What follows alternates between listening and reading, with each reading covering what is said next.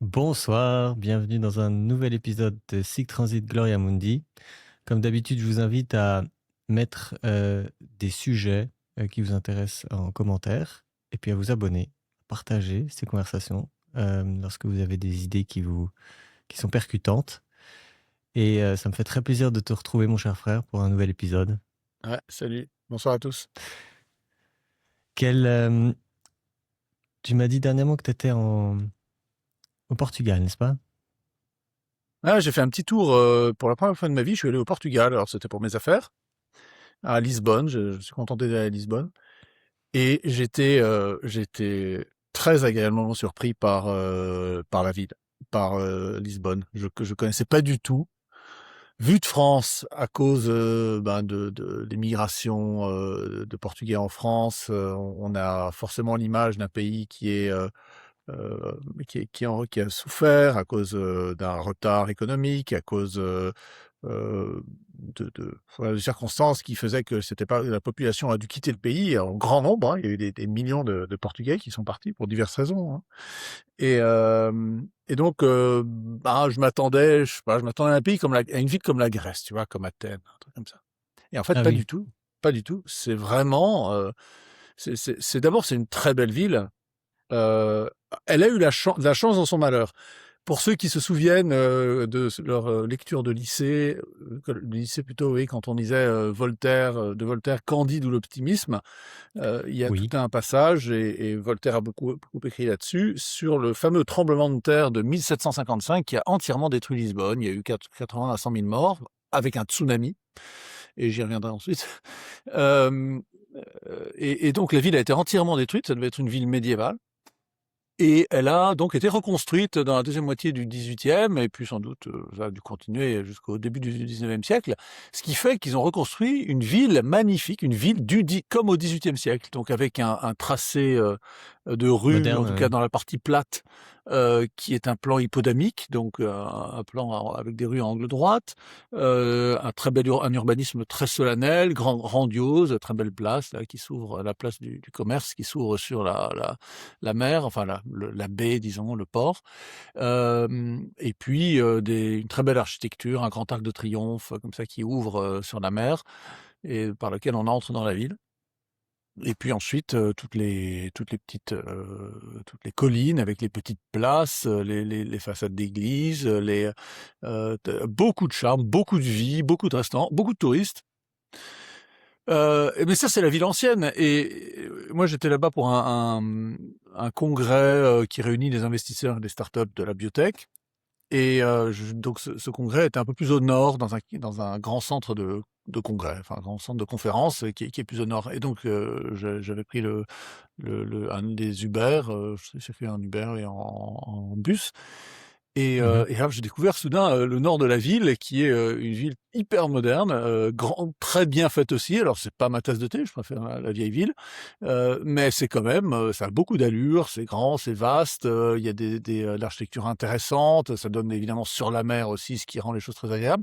Il n'y a pas du tout d'autoroute qui traverse la ville non plus, donc ça aussi, ça fait. Il y a une rivière, hein, c'est ça? Il y a un fleuve? Alors, c'est pas une. Alors, Lisbonne, c'est plus une rivière, c'est l'estuaire du Tage, le fleuve, le D'accord. Tage, qui se jette un peu au-delà de Lisbonne et qui se jette dans une très grande baie qui est protégée de l'Atlantique, enfin qui débouche sur l'Atlantique, mais qui est un peu fermée, et qu'on appelle la mer de Paille, et qui fait de Lisbonne un très bon port parce il est accessible Protégé. à la mer, par la Oui. mer, et puis en même temps, il est à l'abri, il est très abrité des tempêtes de la Méditerranée. Mhm. Pardon, de l'Atlantique. De l'Atlantique, ouais. Et donc voilà, ça fait c'est vraiment une très belle ville, très solennelle, grandiose, très agréable. Puis avec la lumière de la mer aussi, hein, de l'Atlantique, qui donne une atmosphère dorée un peu. Enfin, en tout cas, là, il faisait très beau. Et c'était très agréable. Et puis, euh, Alors, petite parenthèse, je termine sur un moment. Je parlais de tsunami tout à l'heure. Il y avait eu un exercice organisé par la sécurité civile. Il y avait dans mon hôtel, il y avait une petite carte qu'ils ont déposée sur ma table en expliquant mercredi matin, il y aura un exercice sur les tsunamis. Bon voilà. Donc c'est une région qui est à risque de tsunami. Donc c'est quand même évidemment c'est un peu C'est impressionnant parce inquiétant, ouais. on n'est pas tellement habitué à ça en Europe. D'une part, je referme cette parenthèse, mais surtout, mon admiration pour la ville s'est doublée une admiration pour ce peuple portugais. Mhm. Bon, je connaissais Vasco de Gama, je connaissais les explorateurs portugais au 15e, 16e siècle, hein, et qui sont allés jusqu'au Japon, et du Brésil au Japon. Mais je savais pas pourquoi ils avaient fait ça, comment ils avaient fait ça, dans quelles circonstances. Et je recommande aux visiteurs de Lisbonne d'aller à un petit musée qui s'appelle le musée maritime, qui est à côté Mhm. de la fameuse tour là, qui est un peu le symbole de la ville, qu'on appelle la tour de Belém. Enfin, Belém, c'est Bethléem. Enfin, je sais pas pourquoi ça s'appelle Bethléem. Enfin, c'est la tour de Belém, qui est à l'entrée, qui est vraiment juste au moment où la mer de Paille, donc la baie de Lisbonne, passe dans l'Atlantique. Mhm. Donc c'est un peu hors du centre. C'est à une demi-heure de tram. Et là, il y a un très beau monastère, Pardon, il y a combien d'habitants à peu près pour que je me fasse une idée? 1 million environ. D'accord. Enfin, ça dépend comment on compte. L'agglomération, 2 millions, mais la Oui. ville elle-même, 1 million. Et donc c'est pas une très grande ville, hein, mais prospère, très prospère, ça, c'est évident. Et donc ce musée maritime retrace et explique très bien, il est remarquable, avec zéro repentance. Il y aura bien des Ça raisons, fait hein, mais plaisir. vraiment, c'est les explorateurs, c'est des héros, et à juste titre. En 1400, alors il faut monter un peu avant. Là, le Portugal a été, comme toute la péninsule ibérique ou presque, conquis par les Arabes. Mais les Portugais vont finir leur reconquista, c'est-à-dire la reconquête de leur pays et chasser les occupants arabes, les royaumes arabes, assez tôt en fait. Les Espagnols finissent en 1492 avec la prise de Grenade. Les Portugais, c'est en 1290, enfin à la fin du XIIIe siècle. Ah En oui. Donc, 1100, à la fin du XIIe, je ne vais pas dire, je vais pas donner la date exacte, enfin c'est quelque chose comme 1140, 1160, je sais plus. Lisbonne est reconquise par les chrétiens. Et à la fin du XIIIe siècle, le territoire est entièrement libéré. Et donc à ce moment-là, les Portugais, ils ont les mains libres d'une certaine manière pour pas commencer à faire quelque chose de leur royaume. Alors, c'est un tout petit pays à l'époque, hein, ils sont moins d'1 million d'habitants. Eh bien, ils sont l'objet de raids de barbaresques, de pirates barbaresques, principalement du Maroc, qui viennent enlever des esclaves, enfin faire des raids sur leurs côtes. Donc ils en ont ras-le-bol. Et le fils du roi de l'époque, qui est connu sous le nom de Henri le Navigateur, va diriger, au nom de son père, un premier raid sur Ceuta. Alors Ceuta, c'est une ville au Maroc aujourd'hui qui est une enclave espagnole, qui appartient aux Espagnols, mhm. mais qui a été prise par les Portugais en 1415. Tu vois, c'est très tôt. C'est vraiment la France. C'est Azincourt. Azincourt, c'est 1416, je crois, ou un truc comme ça. Donc nous, pendant que la France est empêtrée dans la guerre contre les Anglais, le Portugal, à l'époque, il a les mains libres. Les Espagnols, ils sont encore en train d'essayer de conquérir de reconquérir la péninsule. Les Italiens n'existent pas en tant que tels, les Allemands non plus, les Anglais sont les mains prises en France. Il y a les Vénitiens, à la rigueur, mais les Vénitiens, ils s'occupent que de la Méditerranée. Et ils vont prendre Ceuta pour réduire ce nid de pirates. Et puis à ce moment-là, ils vont se rendre compte qu'ils ont accès à du commerce, en fait, à un flux commercial qui les libère des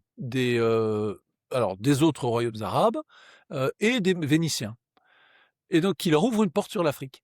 Et ils vont commencer, à ce moment-là, à explorer. Alors on connaît, les Canaries sont déjà connus à l'époque, mais ils vont découvrir les Açores, ils vont découvrir Madère, qui sont des îles désertes à l'époque. Donc déjà, c'est assez loin, hein. Ils commencent à envoyer, avec les techniques maritimes de l'époque, il y a des reproductions des de bateaux qui ont servi aux premières explorations, mais c'est des barques, c'est des barcasses ouvertes, il n'y a pas de château à l'arrière dans lequel on peut Mhm. s'abriter. C'est C'est vraiment, il Oui. faut un courage considérable pour s'aventurer. Déjà, les bateaux de Christophe Colomb, c'est pas grand-chose, mais c'est 70 ans ou 80 ans plus tard. Là, ils commencent ils vont améliorer les caravelles et ils vont commencer à améliorer considérablement la construction navale, le type de navigation avec un mélange de voiles latines et de voiles carrées, qui vont leur permettre de naviguer contre le vent, tu sais, en faisant des zigzags, là, des allers-retours Mmh. contre le vent. Ce qui évidemment bouleverse complètement enfin ouvre des possibilités de navigation, d'aller-retour contre les vents, contre les courants. Enfin, ça libère. Et ça, c'est eux qui vont le développer, qui vont l'inventer, enfin qui vont le perfectionner. Je sais pas d'où c'est, hein, je crois que c'est déjà les Arabes, enfin en Méditerranée, on utilisait déjà ça, mais eux, ils vont en faire vraiment un nouveau type de bateau beaucoup plus performant qui va permettre de commencer à descendre le long de l'Afrique. Et puis ils vont commencer à descendre et puis à faire du commerce. Alors très vite, ils font du commerce d'esclaves en Afrique noire. Donc, alors, quand on dit commerce d'esclaves, c'est-à-dire qu'ils achètent des esclaves à des royaumes noirs, hein, qui Mmh. leur vendent des esclaves, qui ont eux-mêmes Oui. pris des esclaves. Il ne faut jamais oublier ça, des royaumes noirs, pardon, des royaumes africains. C'est pas les Européens n'ont jamais lancé des raids à l'intérieur de l'Afrique pour aller chercher des esclaves. On pourrait le discuter à la fin du 19e siècle avec le Congo, mais l'âge d'or de l'esclavage, du trafic d'esclaves en Afrique, ce sont des royaumes africains côtiers qui vendent aux Européens. Et les Européens sont incapables, pour des raisons sanitaires, et puis également parce que toutes ces côtes sont occupées, donc ils n'ont pas la force de s'y implanter à ce moment-là. Ils n'ont pas l'avantage technologique de s'y implanter. Et donc, ils achètent des esclaves.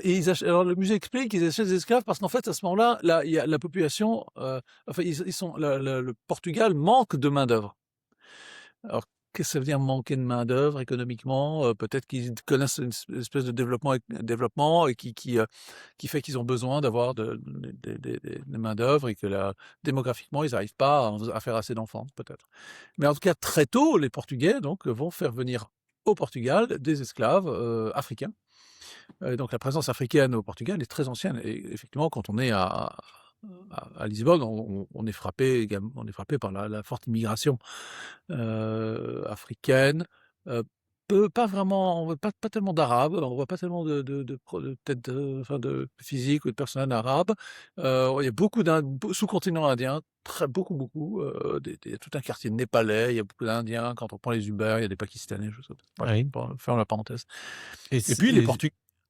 ils ont beaucoup de, heu, ces noirs, ils sont, musulmans plutôt ou c'est impossible de dire comme ça? Non, pas Non? forcément. En Angola, alors il y a les anciennes colonies portugaises, c'est l'Angola, le Oui. Cap-Vert, la Oui, donc c'est pas Gambie, des la Gambie. Alors les Britanniques ont pris la Gambie. Donc non, c'est pas des musulmans. Ce sont pas comme chez nous, hein. Ils n'ont pas les mêmes, et pardon, pas il y la a pas même aussi source. le Mozambique? Le Mozambique n'est pas musulman. Non? Non, mais qui Peut-être était d'une petite façon. portugais? Ah oui, le Mozambique aussi, oui, de Oui. l'autre côté, ouais.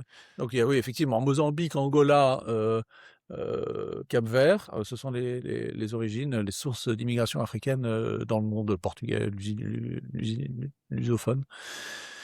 Et puis évidemment, il y a une immigration brésilienne aussi, hein. Donc il y a Oui. beaucoup de Brésiliens, donc métis ou européens Mmh. ou noirs. Et donc ces Portugais évidemment, tout ça, tous ces voyages qui sont en soi extraordinaires vont être un peu occultés par la découverte de l'Amérique. Donc, à partir de 1492, quand Christophe Colomb va vers l'ouest. Les Portugais vont découvrir très vite le Brésil, parce qu'en fait, ils font des sortes de boucles. Quand tu regardes les cartes, il y a des sortes de vents, de courants qui font que donc ils suivent pas tout à fait la côte africaine. Ils sont obligés de s'éloigner pour revenir. Enfin, bon, je ne vais pas rentrer dans les détails. Et donc, Vasco da Gama va faire son fameux voyage en contournant l'Afrique complètement, ce qui est un voyage immense. Pour moi, c'est un voyage bien plus extraordinaire que celui de Christophe Colomb. Ah Parce oui. il va également vers l'inconnu, mais aussi parce qu'il faut se rendre compte de ce que c'est lorsqu'on arrive lorsqu'on passe le Parce que, cap de bah, Bonne-Espérance. pour oui, parce qu'en termes de durée de voyage, c'était en fait assez rapide, hein, Christophe Colomb, non? Christophe Colomb, c'est, je sais pas, c'est deux mois, un truc comme ça. Ouais. C'est pas très rapide, hein, c'est 2-3 mois, je crois, hein, Ah mais oui, quand il même. avance très lentement. Ok. Vasco de Gama, oui, c'est 1 an pour aller en Inde.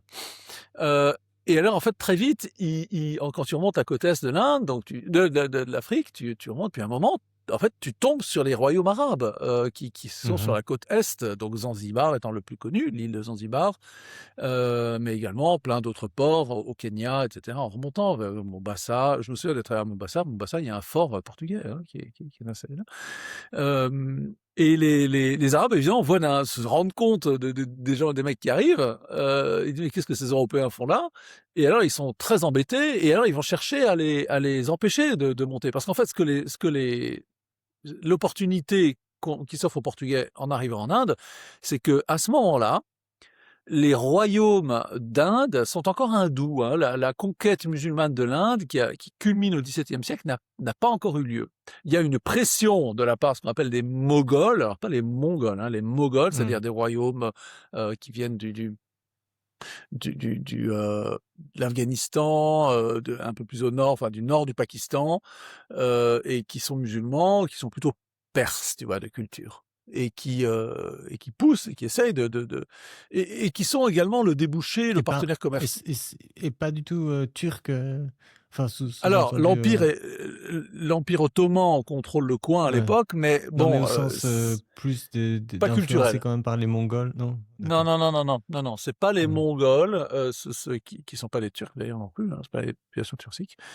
Tamerlan, oui, mais Gengis Khan n'est pas turc. Non, non, là, c'est fini à ce moment-là. Il y a plus les Mongols. Ce sont ce sont des princes. Les Mongols, c'est plutôt ces princes musulmans, plutôt de culture perse, mais Mhm. via Ok. l'Afghanistan et le nord du Pakistan. Et donc ces royaumes hindous qui sont en conflit avec les Arabes, enfin les musulmans, disons, c'est plus des Arabes à ce moment-là, et qui dépendent en même temps d'eux pour exporter leurs produits, donc épices, tissus, enfin plein de choses, des produits alimentaires aussi, sont ravis d'avoir soudain des opportunités, Oui. une deuxième possibilité Débouché. d'exportation de commerce avec les Portugais. Bon, les relations ne sont pas toujours très simples, mais les Portugais établissent des comptoirs, un comptoir à une ville dont je n'avais jamais entendu parler, qui s'appelle Diu, dans le nord de l'Inde, quasiment au Pakistan, donc une île qu'ils vont fortifier et qui vont garder jusque en 1960, je crois. C'était un Ah comptoir bon. portugais. Ouais, c'est vrai que c'est l'Union indienne qui assimile ça, mais très tard, hein, dans les années 60. Mais j'avais jamais entendu parler de ce truc. C'était une place forte, une île très très importante pour le commerce des Portugais. Et donc ils vont commencer à faire des allers-retours comme ça par la Corne de l'Afrique, échappant donc aux Ottomans qui contrôlent la Méditerranée, aux Vénitiens qui contrôlent également une partie de la Méditerranée. Et ça va vraiment révolutionner enfin, ça contribue à la révolution des grandes découvertes, non seulement de l'Amérique, mais également via l'Inde, donc la route de l'Inde qui est ouverte. On dit l'Inde, mais ensuite ça va être tout le reste, hein, ça va être l'Indonésie, Ok. jusqu'au Japon, enfin la Chine et jusqu'au Japon. C'est en une centaine d'années, comme ça, ils établissent des routes commerciales à travers le monde.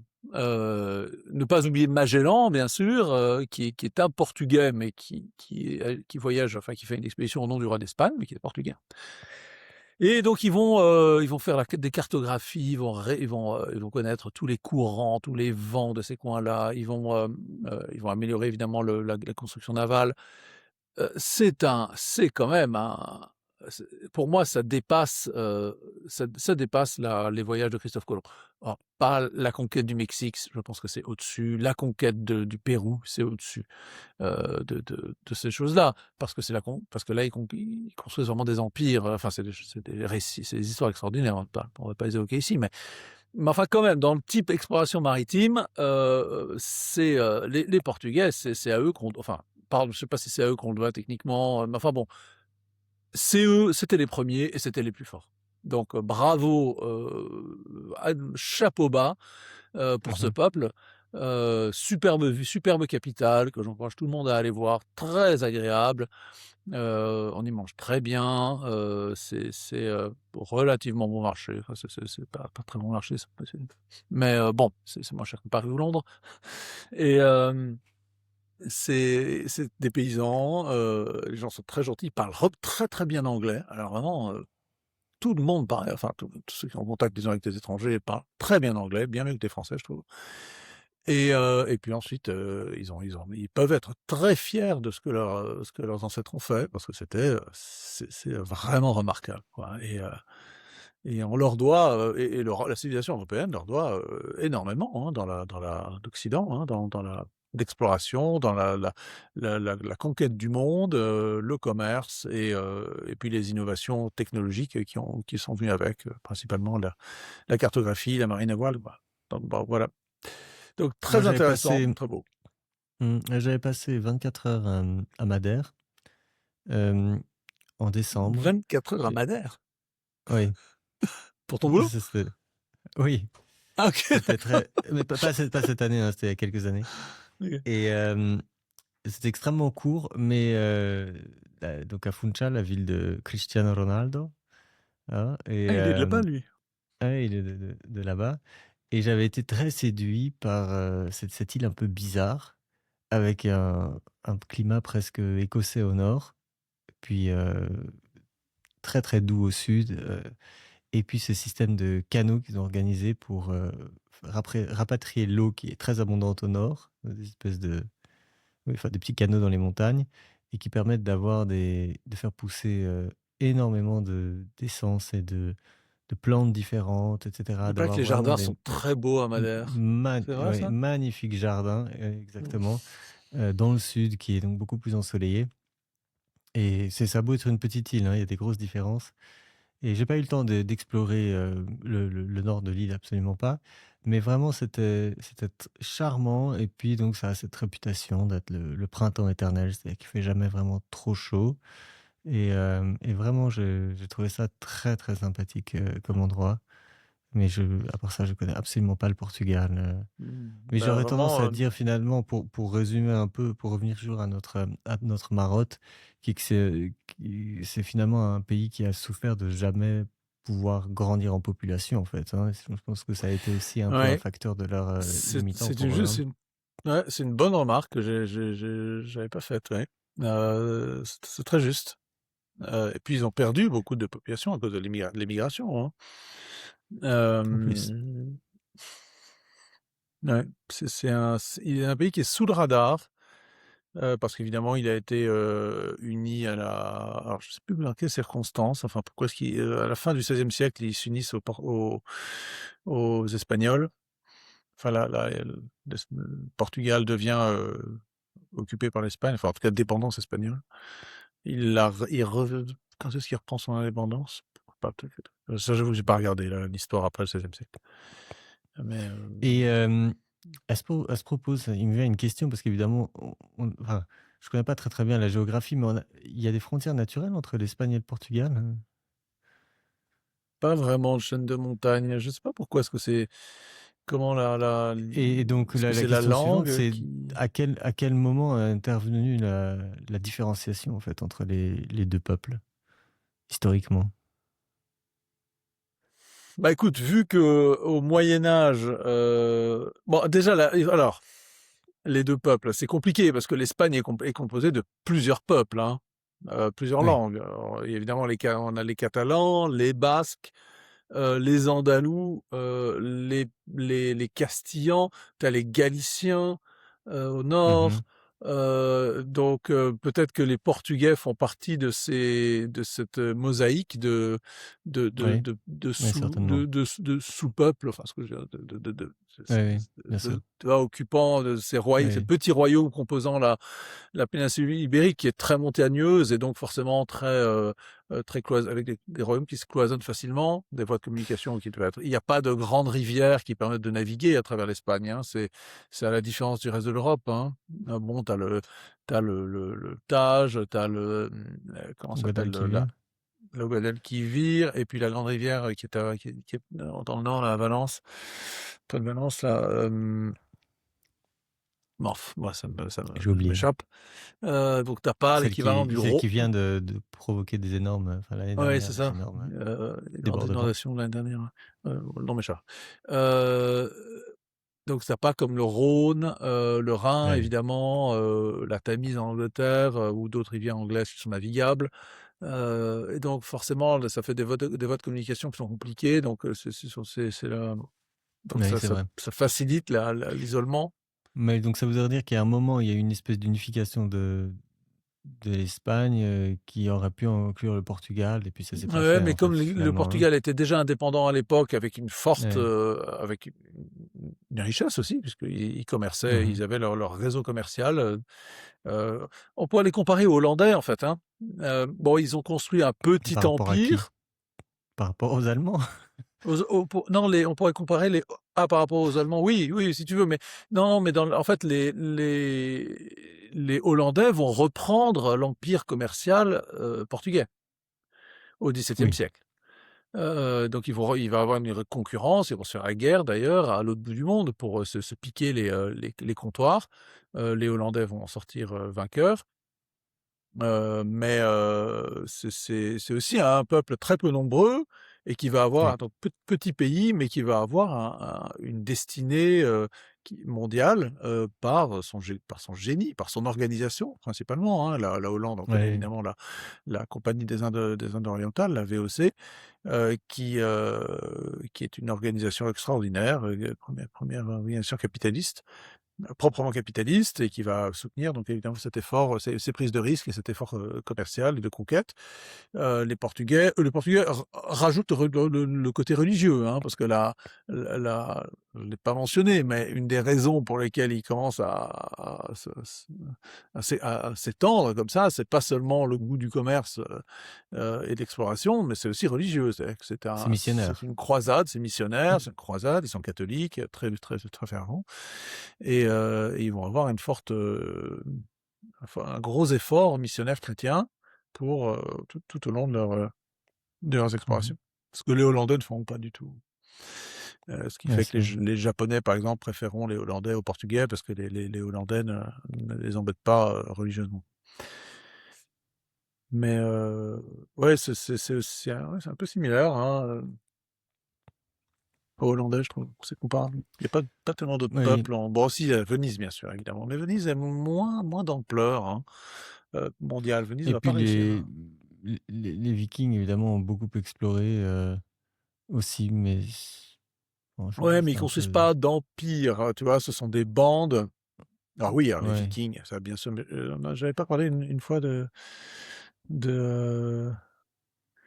ce grand roi, Harald, Hardrada, qui est, Mmh. le roi de Norvège, qui, donc qui meurt, qui meurt en 1066 lors de la conquête de l'Angleterre, juste avant, la bataille de Hastings où où Guillaume le Conquérant, donc l'histoire de Hardrada est typique des histoires des destins des Vikings. Harald Hardrada, a d'abord toute une carrière de mercenaire à Constantinople.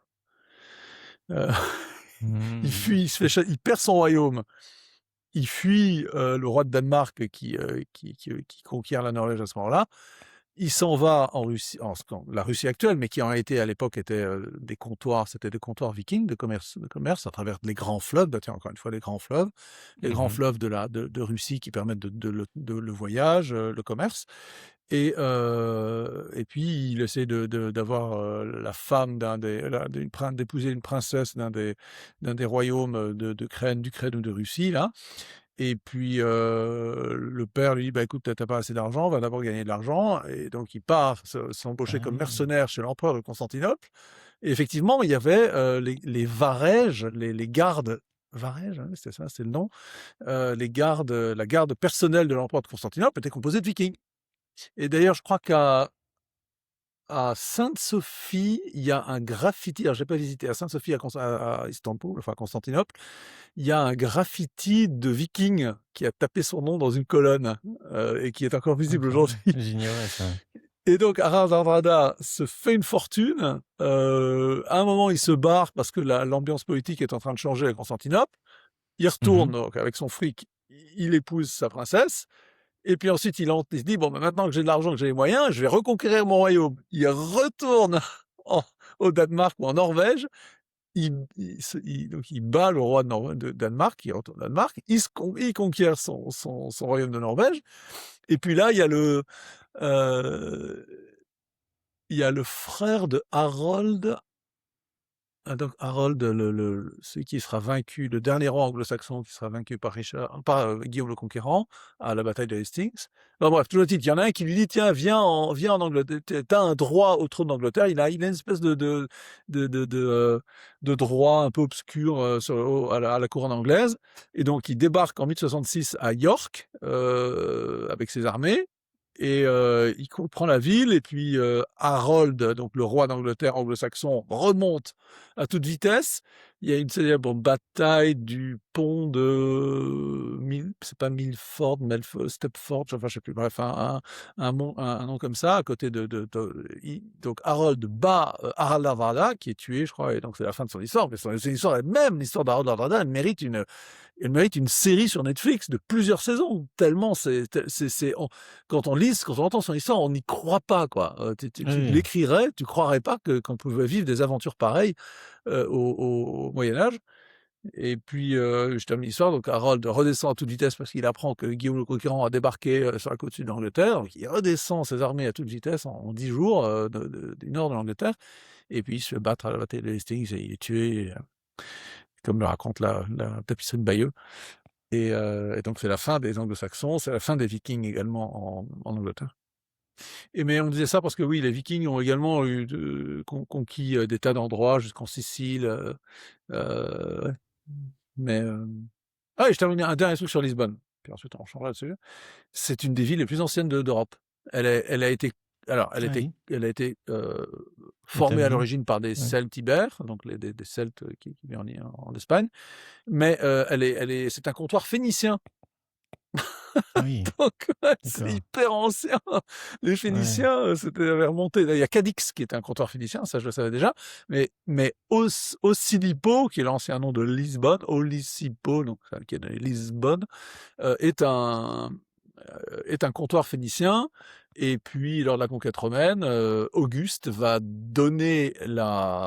faire d'Osilipo, de Lisbonne, une ville romaine. Donc, les habitants ont la citoyenneté romaine déjà sous Auguste. Donc, très, très ancien. Et donc, ça sera une des villes, c'est vraiment une des villes les plus anciennes d'Europe, occupée sans interruption depuis de 1500 ans, plus de 1500 ans à peu près, quoi. 2300, peut-être 2400. Voilà, donc c'est vraiment une ville remarquable, à beaucoup de points de vue, très intéressante. Et si on a des auditeurs d'origine portugaise, ben écoutez, chapeau, Mm. mon admiration pour ce Alors, peuple.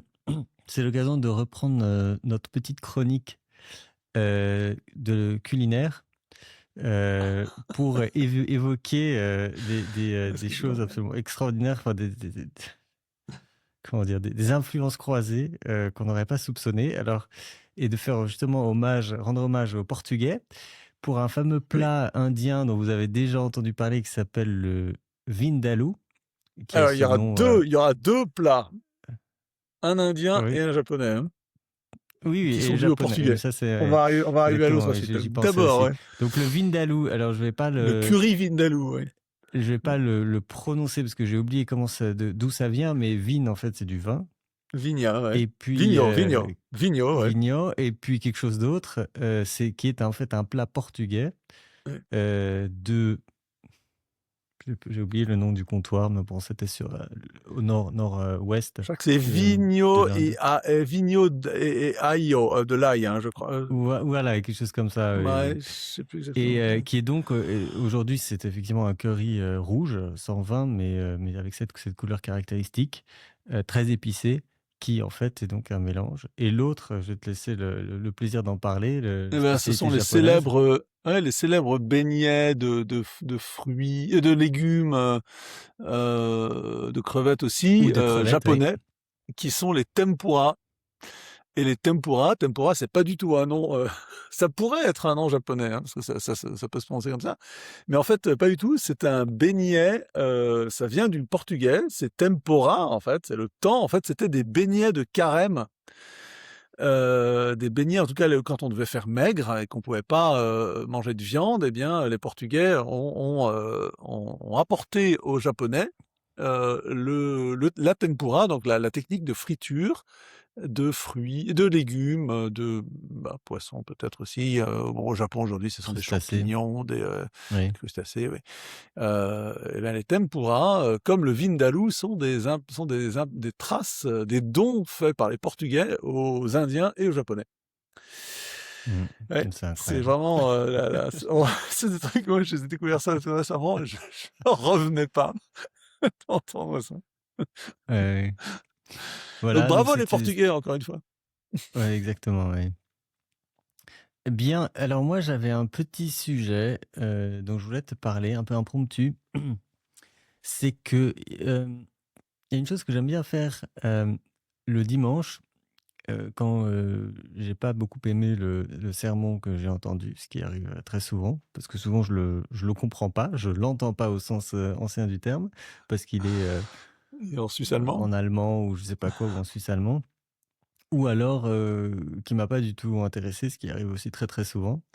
C'est que j'écoute le sermon qui est souvent, qui dure 10-15 minutes de euh, Robert Barron, je crois, L'évêque l'archevêque de américain. San Francisco ou Non, non, non, non. de Los Angeles. Non, il a un diocèse, il a Ah un oui, siège épiscopal un peu obscur, mais ouais, enfin il voilà, était donc il évêque dit... auxiliaire. Il était évêque auxiliaire de Los Angeles, je crois. Ah voilà, c'est ça, Los Angeles. Et puis il est devenu maintenant évêque, comment est-ce qu'on dit, pas titulaire, mais évêque. Bon, enfin bref, il a un diocèse, il est à la tête d'un diocèse désormais. Voilà, qui a donc une chaîne qui s'appelle Word on Fire, je crois. Word of Euh, Fire, ouais. oui, la production est très bonne, comme maintenant toutes ces chaînes chrétiennes. La qualité est très bonne, donc c'est assez agréable. Et donc, il faisait un commentaire hier de Judas. Il se concentrait sur la personne de Judas, sur la question de savoir si Judas, où était Judas aujourd'hui, sachant que, évidemment, il s'est pendu après avoir trahi le Christ. Mais est-ce qu'il est au purgatoire ou est-ce qu'il est en enfer? Enfin, voilà. Et, Ou au paradis. ou au paradis, évidemment. Mais donc, où est-ce qu'il est allé juste après sa mort? Et, euh, et sa réponse, et j'ai aucune idée de savoir ce qu'elle vaut, hein, c'était de dire, en fait, euh, il n'y a pas de la même manière que, comme on a des canonisations qui nous indiquent que quelqu'un est effectivement au paradis, on n'a pas l'inverse pour quelqu'un qui aurait fait quelque chose de mal, dont on a la certitude qu'il soit en enfer. Et la plupart des signes, des indications, des interprétations à travers l'histoire de l'Église poussent plutôt à dire que, en fait, le- Judas n'est pas vraiment en enfer, probablement. Enfin, en tout cas, il n'y est pas. Ça serait plutôt purgatoire que enfer, sa première destination. Et il se trouve que ce soir, je lisais La Miche de pain, donc tome 2, à mon fils. Et justement, on était à l'épisode de du Jardin des Oliviers, etc. Et puis il montrait, ensuite s'expliquait que Judas s'était pendu, puisque dans ce livre, ils aiment bien tout ce qui est graphique. Ils en C'est pour rajoutent, les parce que enfants, ils adorent. les, Il faut que ça soit violent. les enfants adorent ça. Ce qui est très bien dans ce livre, c'est qu'à la fin de chaque chapitre, il y a des questions sur ce qui vient de se passer. Et alors, il y a des questions qui parfois sont très compliquées, mais quand j'ai dit ce soir à mon fils, alors, où Jésus, au Jardin des Oliviers, qu'est-ce qui sortait de son corps? Du sang, du sang. Des, des- Des larmes de sang. des De la larmes de sueur de sang. sang. Des sueurs de sang. Voilà, donc c'était ça faisait ça, c'est quelque chose qu'il n'avait pas du tout oublié. Euh, et justement, dans la miche de pain, ils disent précisément que Judas est allé en enfer. Ah, Et bah, alors, comme il se trouve que les deux histoires étaient coïncidentes pour moi, je me suis dit, mais tiens, c'est une bonne question. Enfin, je sais pas ce que toi t'en penses. Est-ce qu'il faudrait peut-être écrire à la miche de pain en leur demandant une correction ou voilà. Bah, in dubiis libertas, dans les choses douteuses, liberté. Il y a pas de, comme tu dis, l'Église s'est jamais prononcée, il y a pas de jugement définitif ex cathedra sur le sort de Judas. Il y a des paroles effectivement du Christ dans l'Évangile qui sont sur Judas, et en particulier dans l'Évangile de Saint Matthieu, la Passion selon Saint Matthieu qu'on a lu hier pendant la messe des Rameaux. Mieux vaut celui qui va me trahir, là, mieux vaut pour lui qu'il ne soit pas né, qu'il ne fût pas né. Mieux vaudrait qu'il ne fût pas né. Donc c'est Oui. quand même, dit le Christ, hein, c'est quand même une parole terrible. Hein. Il vaut mieux ne pas être que d'être pour celui qui fait ça. Mais en même temps, on est touché par le geste par le remords de Judas. Judas se rend compte qu'en fait, Jésus va être condamné à mort, et Exactement. c'est pas du tout ce qu'il avait voulu. Il va voir les grands Il y prêtres, a il quand leur même dit, une bah, écoutez, indication de sa haine de soi. Enfin, je sais pas si la il haine a de un soi est remords, vraiment il a un ouais, remords, ouais. Alors, ouais, remords n'est pas regret. Hein. ouais. Donc peut-être qu'il y a une nuance à faire à ce moment-là, Mais parce justement, qu'il dans la miche finit. de pain, ils mettent face à face Saint-Pierre et Judas en disant, Oui, bah, bien regardez, sûr. Saint-Pierre, il a péché, mais il est quand même devenu premier évêque, alors que Judas, non. Oui, Et il d'ailleurs, n'est pas devenu alors, premier évêque. Hein. Les 12, les enfin, apôtres ne sont pas des évêques. Hein. Les successeurs, pardon, des évêques sont les il est successeurs. devenu le chef de l'Église. Et, euh, et donc, malheureusement, j'ai oublié, mais je vous mettrai la vidéo de Bishop Barron sur ce thème, où il citait une autre parole du Christ qui indiquait une espèce de miséricorde vis-à-vis de Judas, ou quelque chose comme Oui, ça. ça dépend des évangiles. Voilà, exactement. C'était dans un autre Ouais. évangile. Et puis Celui de Saint Matthieu l'autre, est assez sombre et puis à la fois poignant, quoi, sur le sort de Judas. Ouais. Pardon, vas-y. et puis l'autre élément, la question qui est finalement un peu la même, c'est quel est le sort des gens qui se suicident en fait. Et là, j'ai l'impression que Heu, j'en sais rien à nouveau, mais j'ai l'impression que c'est pas, l'enfer automatique, en fait, même si c'est très grave, Bah, quel est le voilà. dernier mouvement de l'âme avant de mourir, hein, que l'âme se sépare du corps? Quel est le dernier mouvement de l'âme dans son corps envers Dieu, quoi? Même lorsque tu t'es Mmh. suicidé, tu agonises et tu peux avoir un mouvement d'amour, enfin de demande de pardon, qui te Oui, sauve. et alors justement, il raconte, Bishop Barron raconte une anecdote à ce sujet, il me semble, si je me trompe pas, que c'est saint Jean-Marie Vianney apparemment de Oui, qui avait un c'est vrai. cas d'une femme dont le mari Ouais, s'était ton mari s'était suicidé. suicidé et puis il lui dit, et puis elle lui demande s'il est sauvé ou s'il est damné ou s'il est sauvé et Voilà, puis, et saint Jean-Marie Vianney la rassure, oui, il a une révélation particulière concernant le sort de cet homme, exactement. En ouais. fait, elle avait mis une image du Sacré-Cœur au-dessus de leur lit. Et il lui dit, en fait, juste avant de mourir, la dernière chose à laquelle il a pensé, c'est justement cette image que vous avez mis au-dessus de votre lit, du Bah, disons Sacré-Cœur, que quelque chose comme ça, ouais. la position de l'Église, c'est que dit que le suicide est un grand mal, très grand mal.